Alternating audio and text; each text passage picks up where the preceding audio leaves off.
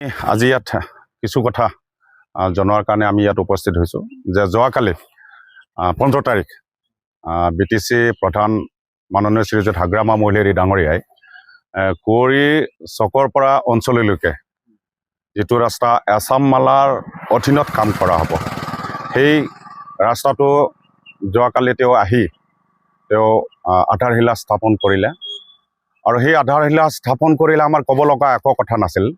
কিন্তু তেওঁ যি ধৰণে আধাৰশিলা স্থাপন কৰিবলৈ আহি যি ধৰণৰ মন্তব্যবিলাক তেওঁ প্ৰকাশ কৰে তাৰ ওপৰতহে আমি PPL হিচাপে আৰু মছৰপুৰ জিলা হিচাপে আমি প্ৰতিক্ৰিয়া প্ৰকাশ কৰিব বিচাৰিছোঁ। এই যে এই ৰাস্তাটো যিটো আপোনাৰ কুঁৱৰী চকৰ পৰা আপোনাৰ অঞ্চললৈকে যিটো অসম মালাৰ অধীনত যিটো ৰাস্তা ধৰা গৈছিল, এইটো আমাৰ এই চাপাগুৰি সমষ্টিৰ বিধায়ক আৰু অসমৰ মন্ত্ৰীসভাত প্ৰতিনিধিত্ব কৰা মাননীয় শ্ৰীযুত UG ব্ৰহ্ম ডাঙৰীয়াৰ প্ৰত্যক্ষ হস্তক্ষেপত এই আছাম মালাৰ অধীনত অসম চৰকাৰে এই ৰাস্তাটো অনুমোদন জনাইছিল আৰু এই ৰাস্তাটো ইতিমধ্যে টেণ্ডাৰ হৈছে, কিন্তু কোনো বৰ্তমানলৈকে ইয়াৰ ৱৰ্ক অৰ্ডাৰ বাহিৰ হোৱা নাই।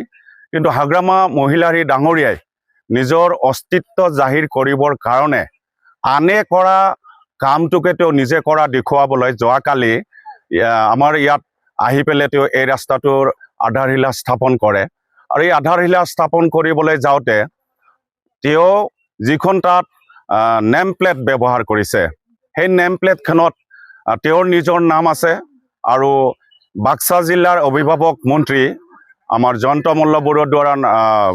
মল্ল বৰুৱাৰ নাম তাত সন্নিৱিষ্ট আছে আৰু দিহিৰা সমষ্টিৰ MCLA তথা EM আগাস্তুছ মৰিয়াৰ তাত নাম সন্নিৱিষ্ট আছে। কিন্তু যিজন মন্ত্ৰীৰ জৰিয়তে এই ৰাস্তাটো কুঁৱৰী চকৰ পৰা অঞ্চলিকলৈকে অসম মালাৰ অধীনত ধৰা গ'ল আৰু এই ৰাস্তাটো টেণ্ডাৰ হৈ গ'ল, সেইজন মন্ত্ৰীৰ কিন্তু আমি সেই নেম প্লেটখনত তেখেতৰ নামটো আমি দেখিবলৈ পোৱা নগ'ল। আৰু এইখিনিতে আমি EPPL হিচাপে আৰু মন্ত্ৰী মহোদয়ক আমি অপমান কৰা বুলি আমি অনুভৱ কৰিছোঁ। কাৰণ যিজন ব্যক্তিৰ বা যিজন মন্ত্ৰীৰ ওচৰত গৈ এই অঞ্চলৰ ৰাইজে অজৰ আপত্তি দেখুৱাই উন্নত মানৰ এটা ৰাস্তা যাতে কুঁৱৰী চকৰ পৰা অঞ্চলিকলৈকে কৰিব পাৰি তাৰ কাৰণে এই অঞ্চলৰ ৰাইজে আমাৰ মন্ত্ৰী মহোদয় UG ব্ৰহ্ম ডাঙৰীয়াৰ ওচৰত অজৰ আপত্তি কৰিছিল আৰু সেই অজৰ আপত্তি অনুসৰি মন্ত্ৰী মহোদয়ে আমাৰ UG ব্ৰহ্ম ডাঙৰীয়াই অসম চৰকাৰৰ পৰা অসম মালাৰ অধীনত এই ৰাস্তাটো তেখেতে অনুমোদন কৰাই লৈ আহিছিল আৰু ইতিমধ্যে এই ৰাস্তাটো টেণ্ডাৰ হৈ গৈছিল।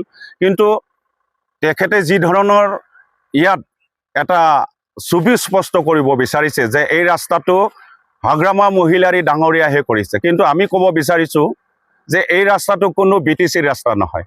এই ৰাস্তাটো অসম চৰকাৰৰ ৰাস্তা হয় আৰু অসম চৰকাৰে যিহেতু ইয়াত এজন জনপ্ৰতিনিধি আছে UG ব্ৰহ্ম ডাঙৰীয়া আৰু এই সমষ্টিৰ পৰাইতো অসম মন্ত্ৰীসভাত প্ৰতিনিধিত্ব কৰিছে কেবিনেট মন্ত্ৰী হিচাপে আৰু জৰিয়তে এই ৰাস্তাটো আপোনাৰ কুঁৱৰী চকৰ পৰা অঞ্চললৈকে ধৰা গ'ল।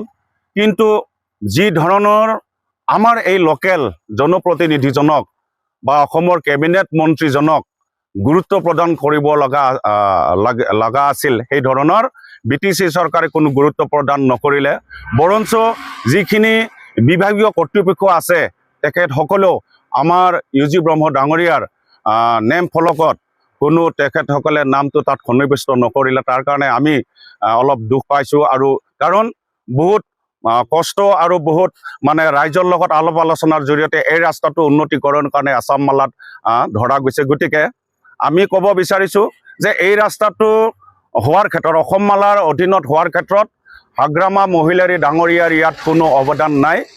ইয়াত যদি আছে একমাত্ৰ আমাৰ EPPL দলৰ যিজন চাপাগুৰি সমষ্টিৰ বিধায়ক আৰু অসম মন্ত্ৰীসভাৰ মন্ত্ৰী কেবিনেট মন্ত্ৰী UG ব্ৰহ্ম ডাঙৰীয়াৰে ইয়াত হাত আছে আৰু তেখেতৰ জৰিয়তে এই ৰাস্তাটো ইয়াত অসম মালাৰ অধীনত সন্নিৱিষ্ট হৈছে আৰু ইতিমধ্যে ইয়াত টেণ্ডাৰ হৈ গ'ল, কিন্তু ৱৰ্ক অৰ্ডাৰ এতিয়ালৈকে হোৱা নাই। কিন্তু ৱৰ্ক অৰ্ডাৰ নোহোৱাকৈ হাগ্ৰামা মহিলা ডাঙৰীয়াই নিজৰ অস্তিত্ব জাহিৰ কৰিবৰ কাৰণে জোৰকৈ যোৱাকালি তেওঁ ইয়াত আধাৰশিলা স্থাপন কৰিলে, তাৰ কাৰণে আমি তেখেতক আমি গৰিহণা দিছোঁ।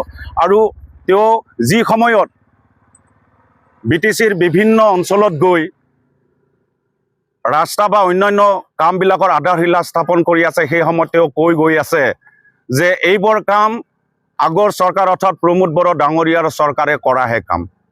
প্ৰমোদ বড়ো ডাঙৰীয়াই বহুত কাম চেংচন কৰি থৈ গৈছে আৰু তেওঁ আধাৰশিলা স্থাপন কৰিছে, হয়। গতিকে এইখিনি কথাৰ পৰা হাগ্ৰামা মহিলাৰী ডাঙৰীয়াই নিজেই মানে স্বীকাৰ কৰিবলৈ বাধ্য হৈছে যে যোৱা 5টা বছৰত আমাৰ প্ৰমোদ বড়ো ডাঙৰীয়া চৰকাৰখনে বহুত কাম কৰি গৈছে আৰু কাম কৰি যোৱাৰ লগতে আকৌ বহুত কাম তেওঁ চেংচন কৰি গৈ আছে। কিন্তু হাগ্ৰামা মহিলাৰী ডাঙৰীয়াই নামতহে তেখেতে আধাৰশিলা স্থাপন কৰি গৈ আছে। কিন্তু সেই আধাৰশিলা স্থাপন কৰিবলৈ যাওঁতে যিবোৰ তেওঁ আমাৰ প্ৰমোদ বড়ো ডাঙৰীয়াক বা BTC আগৰ পূৰ্বৰ BTC চৰকাৰখনক বদনাম কৰিব খুজিছে, এইখিনিত আমি তেখেতক আমি গৰিহণা দিছোঁ। কাৰণ তেখেতে নিজেই যিহেতু স্বীকাৰ কৰিছে যে প্ৰমোদ বড়ো ডাঙৰীয়াই বহুত স্কিম বা বহুত আঁচনি বা বহুত কাম তেওঁ চেংচন কৰি গৈছে। এতিয়া হাগ্ৰামা মহিলাৰী নিজে তেওঁ কাম কৰি গৈ আছে। গতিকে আমাৰ ফালৰ পৰা এটাই ক'ব বিচাৰিছোঁ যে আপুনি আধাৰশিলা স্থাপন কৰক, আমাৰ তাত ক'বলগীয়া একো নাই। কিন্তু আধাৰশিলাৰ নামত যাতে আধাৰশিলা হৈ নাথাকে, সেইবোৰ কাম যাতে আপুনি সম্পূৰ্ণ কৰে, তাৰ কাৰণেহে আপোনাক আমি অনুৰোধ জনাইছোঁ।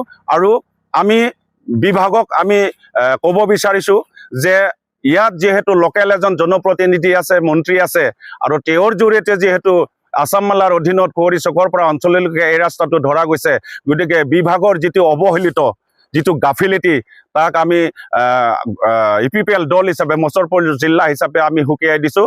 আৰু অনাগত বা ভৱিষ্যত দিনত তেনেকুৱা কাৰ্য যাতে বিভাগে নকৰে আৰু BTC চৰকাৰেও যাতে নকৰে, তাৰ কাৰণে আমি তেখেতসকলক আহ্বান জনাইছোঁ।